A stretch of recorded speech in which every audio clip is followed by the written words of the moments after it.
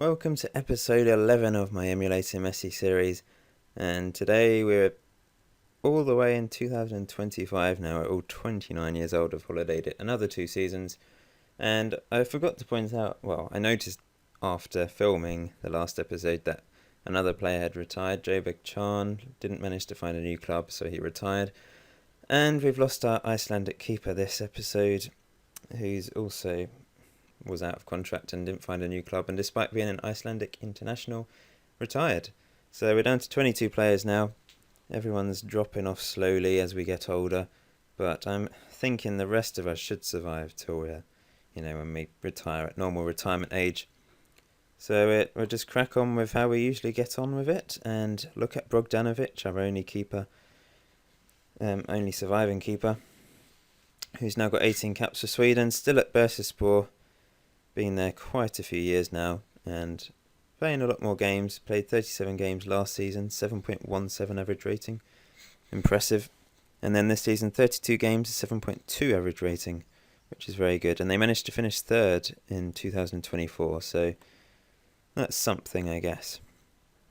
Next we have Dionis Emeni, still at Napoli, has now got 88 caps for Albania and 3 goals. And been a very solid player over the years, and had 3 different clubs.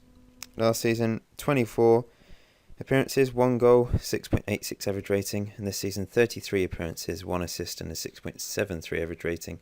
We'll just have a quick look to see if he's achieved much in terms of competitions. He's not won anything in his time, which is a bit disappointing. We now go on to Phil Sam, who's now at West Ham.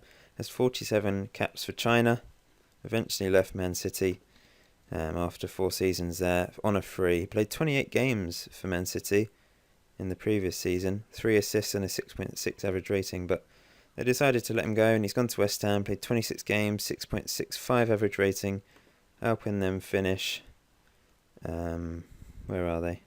12th. Arsenal won the league. I think that's the first time they've won it. Possibly, I can't really remember. Oh, they won it 2 times in a row now. MK Dons are in the Premiership. Anyway, back to... Oh yeah, has he won anything? I'll just have a quick look. I'm not sure who I checked last time. He's won the Euro Cup with Man City, the East Asian Cup, Capital One Cup runners-up with West Ham. Various things over the years. Then we've got Jack Morgan, Liverpool guy, 35 caps for England now, earning 105k a week. He's become a, Liverpool regular and possibly a legend. I don't really know. But he's been there a long time now, 38 games last season, 7.42 average rating, 8 assists as well. And this season, 45 games played, 9 assists, 7.32 average rating. I don't think I checked his achievements last time, so we'll have a quick look. Obviously won the World Cup in 2024, and England won the European Football Championship. So they really are dominating now, probably because some of our players and a couple of regens that have come through who played in this. We had Teg playing, Harry Croft, Sam Sutton, Jack Morgan. So quite a few players played, and they beat Portugal 2-1 in the final. So England dominant in world football at the moment. I don't know about other teams, how they've been doing, and other players, but can't really see any teams there that we feature. Next up is Harry Croft, who's now got 86 caps for England and 1 goal. He's got the most caps out of our English players by quite a distance. Last season played 42 games for Man United, 6.75 average rating. This season, 55 games, 2 goals, 1 assist and a 6.72 average rating. Not the greatest, but they're not winning the league at the moment. Second place, not too bad. Well, obviously pretty good. Next up is Teg, who started off slowly, obviously had very poor average ratings at the start, but has eventually improved and now has 38 caps for England and has been at Chelsea the last 4 seasons, played 48 games last season, 2 goals, 7 assists, 6.74 average rating, and this season, finally, getting a 6.9 average rating in the league, but 51 games, 1 goal, 14 assists, 6.88 average rating overall.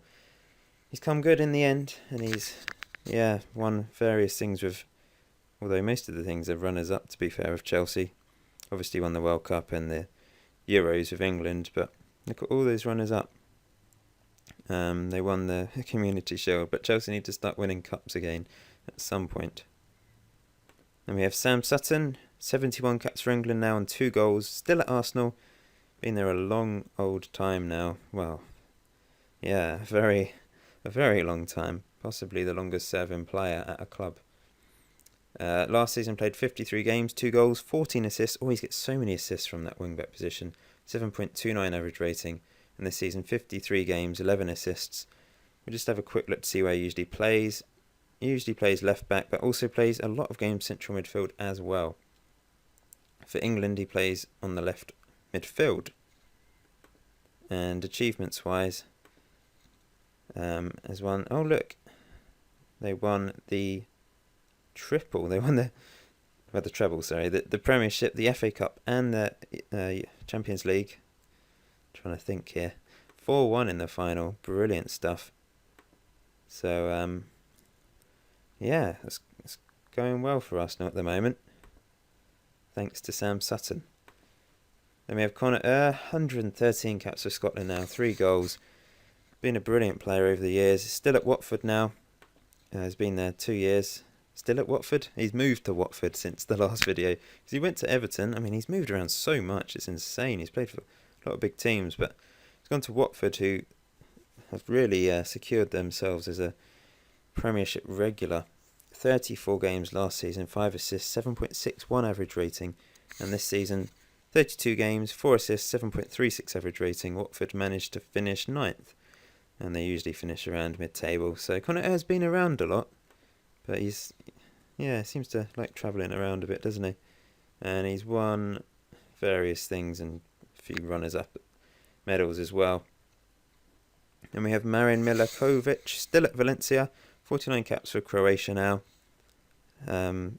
37 games last season for them, 7.31 average rating. And this season, 40 games, 11 assists, 7.28 average rating. Helping them to finish 5th. They're not doing brilliantly. But he's getting a lot of games there and he's become a Valencia regular. We've got Aaron Dobson, 92 caps for Ireland now. 2 goals at Arsenal. Still been there 4 years now. Played mainly off the bench last season. Didn't have the greatest season. And this season, once again, does seem to come off the bench a lot. 6.52 average rating, but very good Irish player. Then we've got James Harris, still at PSG, 48 caps for Austria now, 2 goals. Yeah, been at PSG a few years. Managed to get 50 games under his belt last season, 1 goal, 7.24 average rating. And this season, 42 games, 1 goal, 14 assists, 7.56 average rating. And we'll have a quick look at his achievements because I did forget last video to click on entire career. So he's won stuff with PSG, obviously. Helped them to League One champions this season as well. Then we have James Spence, who's, well, I always feel has been undervalued by England. He's only got 17 caps and 1 goal, despite earning the most for the last few years, 170k a week. And I just find it strange how he's never fully become an England regular. It's a bit disappointing because he's always been brilliant. But yeah, 35 games for Watford last season, 1 goal, 4 assists, 7.03 average rating. And this season, 40 games, 6 goals, 4 assists and a 7.11 average rating. He's just so solid. He just is really good every single season. And he's wanted by Man City. But yeah, he's never really won much apart from the World Cup.